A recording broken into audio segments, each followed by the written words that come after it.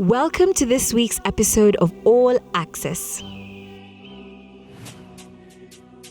Above this frenzy of hooves, as if suspended on clouds that glide, jockeys pour out their efforts, streamlining their bodies. Lasting all but a few vibrant moments, a cheer goes up as the horses set out, matching each other stride for stride, tearing up the green runway, flying at a blistering pace around the racetrack. This is horse racing, also known as the sport of kings.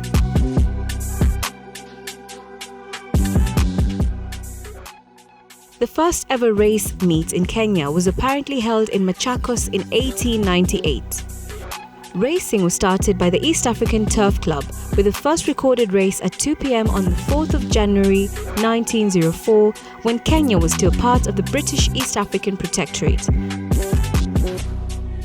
Nairobi's Ngong Race Course is the only horse racing track in the region. Now the race course and golf park is owned by the Jockey Club of Kenya. Race days like this one provide the perfect day out in an environment of leisure and networking opportunities. Horse racing is a performance sport, typically involving 2 or more horses ridden by jockeys or sometimes driven without drivers over a set distance for competition. It is one of the most ancient of all sports, as its basic premise to identify of 2 or more horses which is the fastest over a set course distance.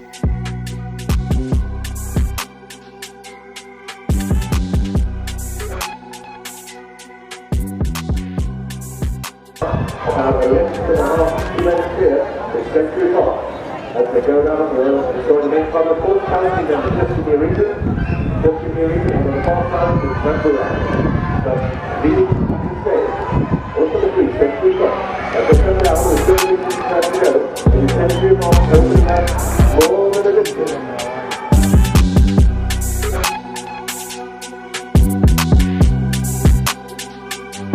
Behind us, there's a very easy win for century cross. From Just Give Me a Reason and Wesley.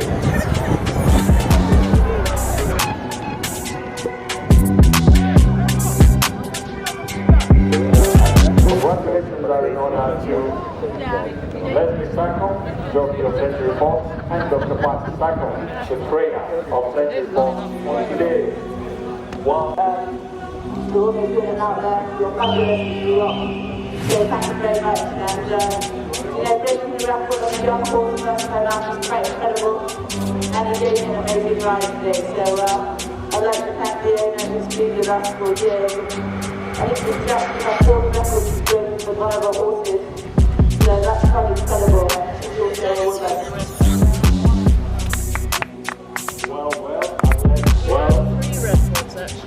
Well, you see on to a record breaker.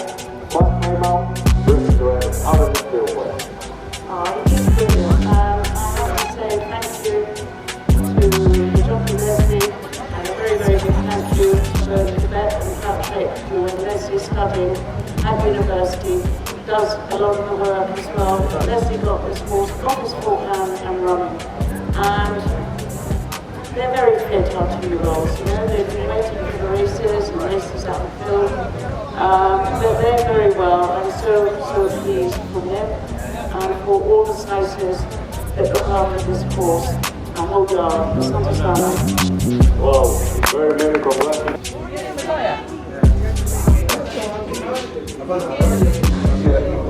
She's a referee. Ladies' Day. What's up, guys? Welcome to another amazing episode of All Access, right? And this is the event show that brings to you everything that you could have experienced and seen and felt. And you know what? Thank you for choosing to join me tonight on a Saturday night, 6 o'clock, right here on TV47. First of all, first things first, interact with me on TV47. That's at TV47KE on social media platforms, and at Lucy _Riley. All right, that's Facebook, Twitter, and Instagram. You can also send me a text message to 22047. Now, today we are at Ngong Race course, and basically the horses have been racing, and we're going to be experiencing and talking to a few of the people who've had their horses racing. This is a sport that has been perceived to be an old man's sport, also for rich people, but that's not really the case. And I want you to discover what I also have discovered, okay? So stay with me as we do that, and then later on we've got the Kaya Festival concert with artists such as Fena Gitu. We've got sailors, we've got so many amazing people. So stay with me, let's have some fun, and let's play. Okay. Now, I spoke to young horse trainers, and they had much to say about the profession. All right, so basically we are here at the stables, and I'm going to be talking to Tony, who is a trainer of horses, and he's been doing a phenomenal job when it comes to self-employment and basically reaching out to more young people to do exactly what he does. But he's going to tell us a little bit about himself and more about this amazing, handsome horse that you can see right here. Seeing as today we had this horse racing happening at Ngong Race. And so, hello, hi Tony, how are you doing today? Hello, my name is Tony, and I'm here with my horse West Lothian. He's a 2-year-old horse. He's being colored, as you can see. We want him to be a racing horse, and we're working towards it.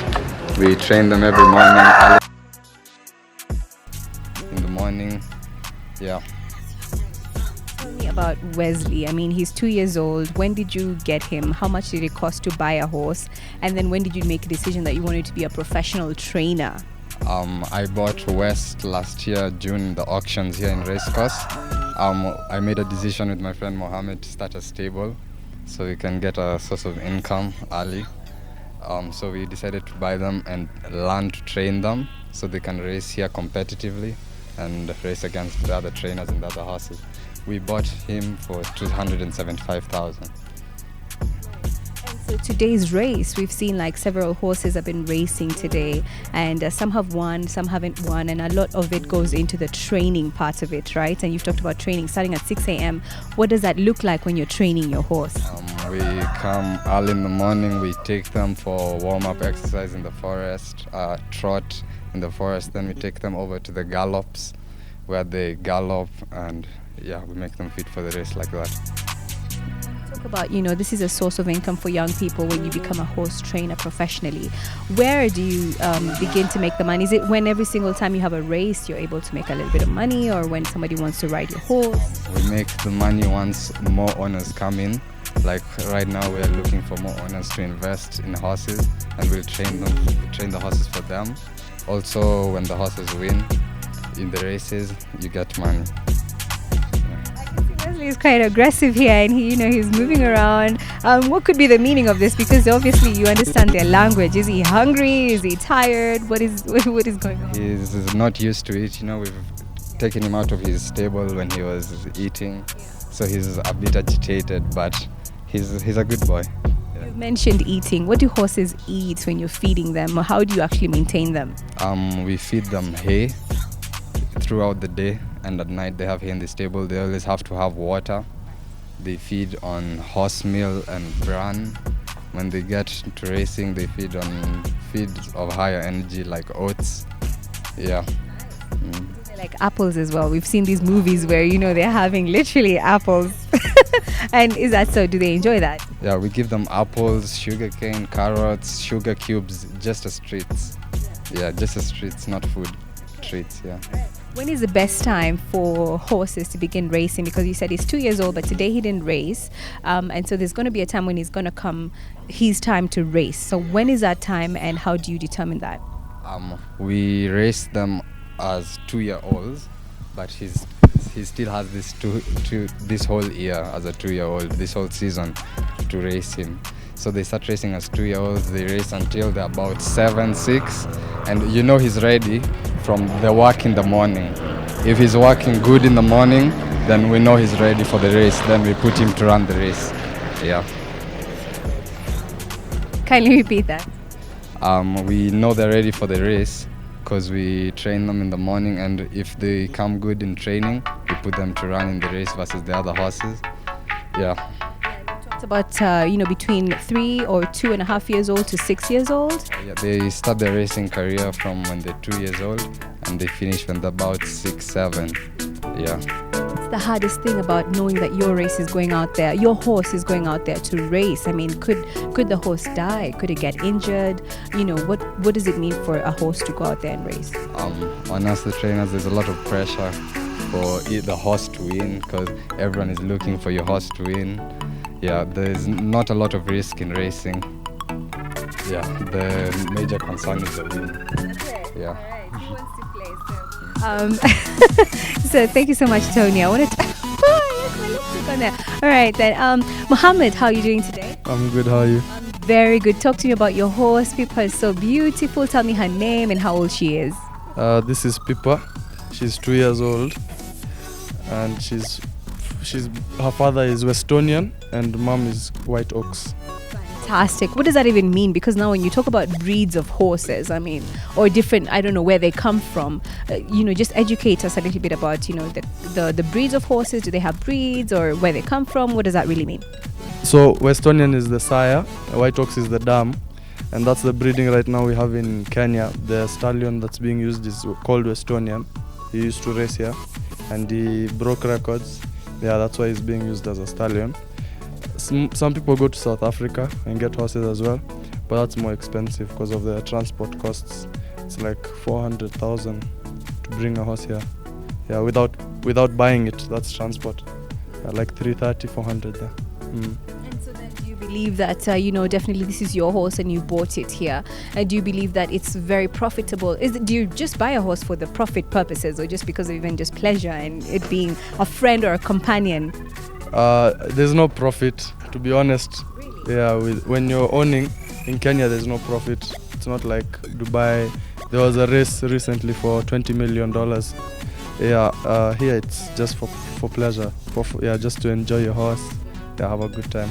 Tell me about this race because it's been talked about widely, and we've seen that that same horse that perhaps was denied access to race in one race later on actually won some amount of money. But you can actually educate our viewers on what that's all about. Yeah, he's called Maximum Security. He raced in the Kentucky Derby and he was disqualified because he crossed another horse in the home straight. But the owner put him back to another race for even more money and he won. Yeah. So going back again to the fact that you're a young person and this is something that you've decided to take professionally, and you've decided that you're going to be a professional trainer, right? And you've already said that there's no profit in this particular type of business, or maybe you could correct that. There's no profit in owning a horse, but if you're a trainer, you get owners. They'll be paying you monthly upkeep for you to train, and that way you'll make your profit. But in owning, there's no profit. Yeah. A little bit more about Pippa here. When is she going to be ready to race, and what are you doing to make sure when she goes out there to race, she's going to win? Pippa was on her way to getting ready to race, but she got a minor setback. But now she's back in work. I think maybe in the next 2 months, yeah, she'll be ready. Yeah. What is the hardest thing about having and owning a horse so that you can be able to, make value from it? Hardest thing, I'd say some of them get sick easily, they get upset.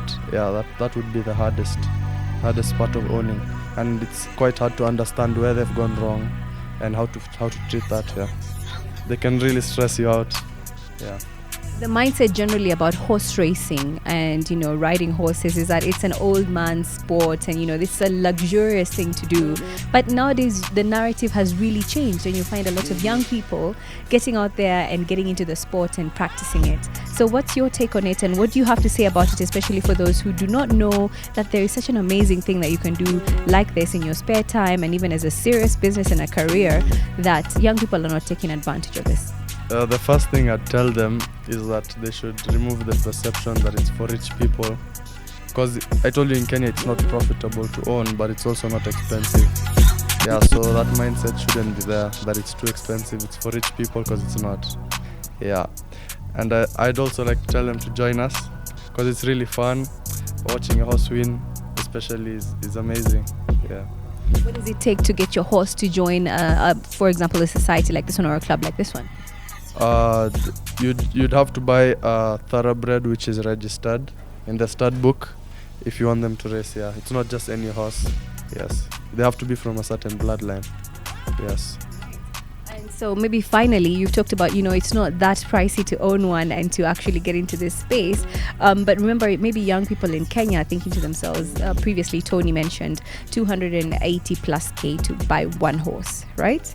And so basically, maybe a young person wants, today I'm going to buy one because I have heard it is possible and I want to do this. What do you think you can tell them?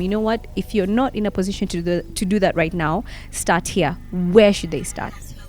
If they're not in a position to buy, maybe they take a partnership, a leg. You don't have to buy a full horse. You can come 4 people and everybody buys one leg, and that way it's split in 4, the expenses. Yeah, another option is to lease. Yeah, you can lease. You don't buy the horse, you just pay for upkeep and it will be yours for the time it's racing. Yes.